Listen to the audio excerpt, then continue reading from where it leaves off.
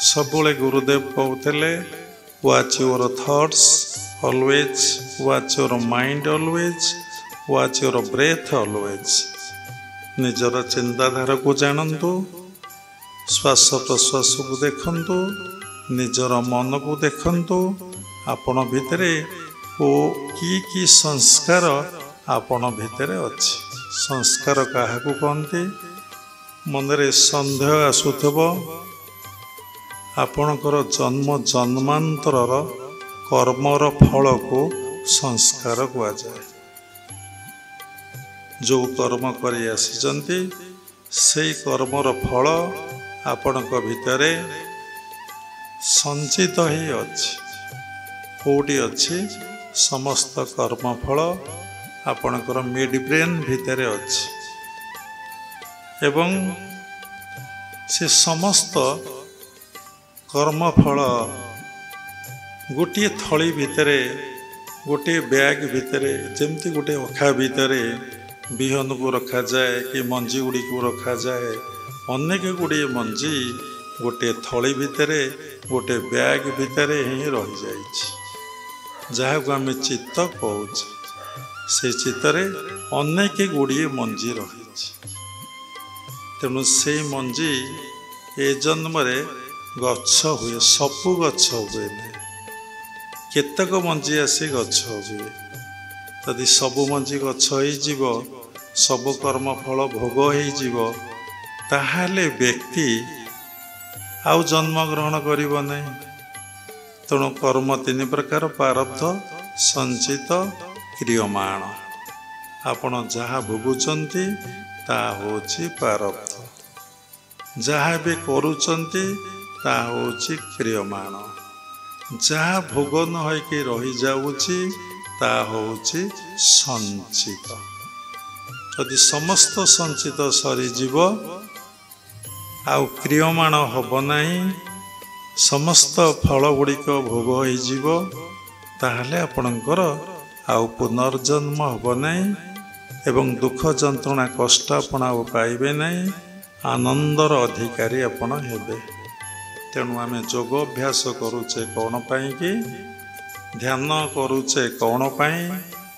मनरे प्रश्न उठे, समस्ते कथा प्रसंग रे कहंती आमे ध्यान करिया को जाउछु, आमे ध्यान करुछु। समस्त डिसाइपल आमर नुहे, प्रत्येक अनुष्ठान मानक कहते जोटी ध्यान शिखा होछि। आमे बहुत दिन साधना कला परे उपलब्धि कलु, अनुभव कलु ना ध्यान शिखा जाए ना, ध्यान स्वतः हुए। तेणु आमे कौन करू शिखिबा, कौन करिबा ना आमे क्रिया अभ्यास करिबा, साधना करिबा। जो संप्रदाय रे जेमिति शिक्षा दिया जाए, भगवान को दर्शन उपलब्धि करने ପାଇଁ जमा दुईटी मार्ग, गोटे होउची जप आ गोटे होउची ध्यान। जप दी प्रकार, गोटे सगुण जप, गोटे निर्गुण जप। ध्यान दी प्रकार, गोटे सगुण ध्यान, गोटे होउची निर्गुण ध्यान। क्रिया योग परंपरा रे संपूर्ण भाव निर्गुण जप, निर्गुण ध्यानर कथा कुआ जायछि। क्रिया योग परंपरा रे सगुण जप, सगुण ध्यान कथा कुआ जाइने। कहीं कुआ जाइने? मनरे पुणी प्रश्न उठे, कौन पाई कुआ जाइने? जो माने क्रिया योगरे दीक्षा ग्रहण करती से माने मुख्याबेलासी होता, से माने से परम पिता परम ब्रह्म को सहित लीन हो जावाकू, मर्ज करिया को भल पाती। से माने आउ आसिया को इच्छा करती नहीं, तांको मनरे गोटे चिंता थाए किभली साधना रे आमे से निर्विकल्प अवस्था लाभ करिबो। जहाँ ये दुनिया रे प्राप्ति हब ताही दुखर कारण, ताही कष्टर कारण। बहुत टंका मिलला देखंतु से आपन कष्ट दब, बहुत जगह बाड़ी मिलला ତା ଆପଣଙ୍କୁ କଷ୍ଟ ଦେବ। ବହୁତ ପିଲାପିଲି ହେଲେ ତା ଆପଣଙ୍କୁ କଷ୍ଟ ଦେବ। ଯେତେ ଭୌତିକ ଦୁନିଆରେ ଉପରକୁ ଉଠିବେ ଆପଣଙ୍କର ଅହଙ୍କାରଟା ସେତେ ବଢ଼ିବ ଏବଂ ଆପଣଙ୍କୁ ସେତିକି ଦୁଃଖ, ସେତିକି ଯନ୍ତ୍ରଣା, ସେତିକି କଷ୍ଟ ମିଳିବ। ଆଧ୍ୟାତ୍ମିକ ଜଗତରେ ଆପଣ ଯେତେ ଉପରକୁ ଉଠିବେ ଆପଣ ଅହଙ୍କାର କମିଯିବ, ଆପଣ ଭିତରୁ ବାସନା କାମନା କମିଯିବ, ଆପଣ ଶାନ୍ତି ଆନନ୍ଦର ଅଧିକାରୀ ହେବେ। ତେଣୁ ଧ୍ୟାନ ଆମେ ଶିଖୁନେ, ଆମେ କ୍ରିୟା ଅଭ୍ୟାସ କରିବା ପାଇଁ ଆମେ ଗୁରୁକୁଳ ଆଶ୍ରମକୁ ଆସିଛେ, ଆମେ ଦୀକ୍ଷା ଗ୍ରହଣ କରିଛେ। କ୍ରିୟା ଦୁଇଟା ଅକ୍ଷର କ'ଣ ପ୍ରାୟ ସମସ୍ତେ ଜାଣନ୍ତି ନାହିଁ। ଆମେ ବହୁଦିନ ସାଧନା କଲା ପରେ ଅନୁଭବ କଲୁ କ୍ରିୟାର ରେଜଲ୍ଟଟା ହିଁ ଧ୍ୟାନ, କ୍ରିୟାର ରେଜଲ୍ଟଟା ହିଁ ପରାବସ୍ଥା। ଯଦି ପ୍ରତି କର୍ମ ମାଧ୍ୟମରେ ଜଣେ ସାଧକ କର୍ମକର୍ତ୍ତାକୁ ଉପଲବ୍ଧି ବା ଦର୍ଶନ କରିବ, ତାର ସମାଧିସ୍ଥ ଅବସ୍ଥା ଲାଭ କରିବ, ସେ ଶାନ୍ତି ଏବଂ ଆନନ୍ଦ ପାଇବ, ଦେହରେ ଥାଇ ଦେହରେ ନଥିଲା ଭଳି ତାର ବୋଧ ହେବ। ଦେହରେ ଥାଇକି ଦେହରେ ନଥିଲା ଭଳି ବୋଧ ହେବ। ବହୁତ ଶୂନ୍ୟ ଅବସ୍ଥା ସୃଷ୍ଟି ହେବ, ବହୁତ ଶାନ୍ତ ଅବସ୍ଥା ସୃଷ୍ଟି ହେବ। ଶାନ୍ତ ଅବସ୍ଥା ଅର୍ଥ କ'ଣ? ତା ଭିତରେ କୌଣସି ଅସ୍ଥିରତା ନଥିବ, କୌଣସି ଚଞ୍ଚଳତା ନଥିବ, କୌଣସି ବ୍ୟସ୍ତତା ନଥିବ। ସବୁବେଳେ ସେ ଗୋଟିଏ ଷ୍ଟେଜରେ ରହୁଥିବ, ଚୁପଚାପ।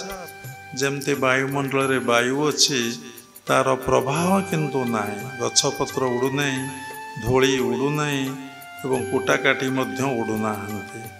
ସେଇଭଳି ସେ କ'ଣ କରୁଥିବ, ଯେମିତି ବାୟୁମଣ୍ଡଳ ଶାନ୍ତ, ତା ଭିତରେ ମନ ଏତେ ବିକ୍ଷିପ୍ତ,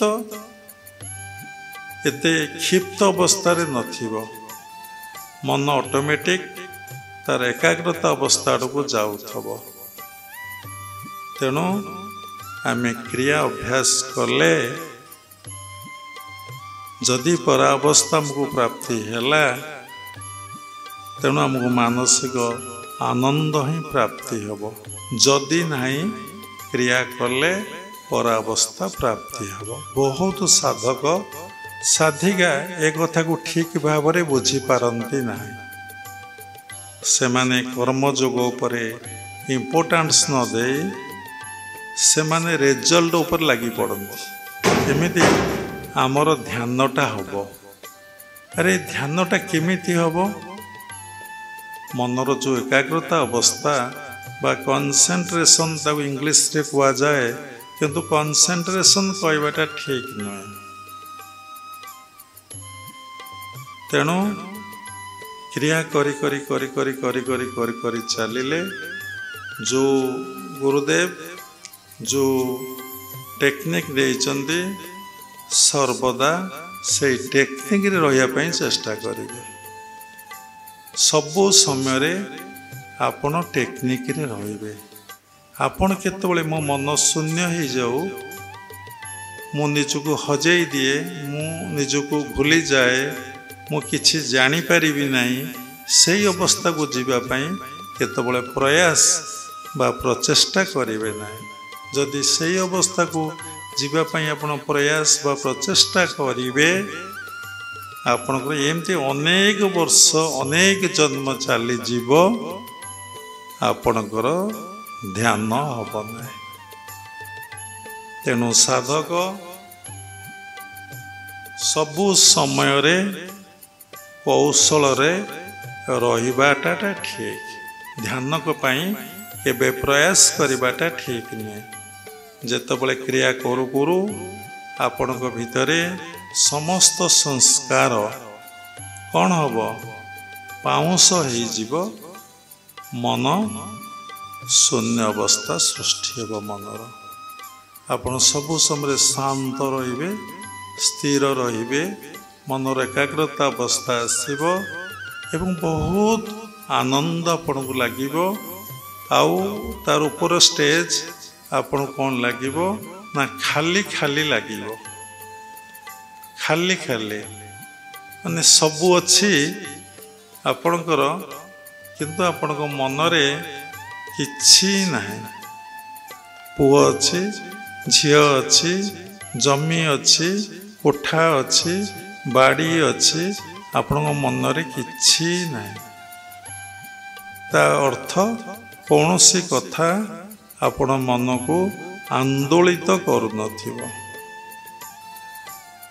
कौन सी कथा आपण मन को व्यस्त करू नथबो कौन सी कथा आपण को अधैर्य बा व्यतिव्यस्त करू नथिबो ता पूर्वरु भल भाव ज्ञान न हेले साधनाटा ठीक ठीक हुए नहीं।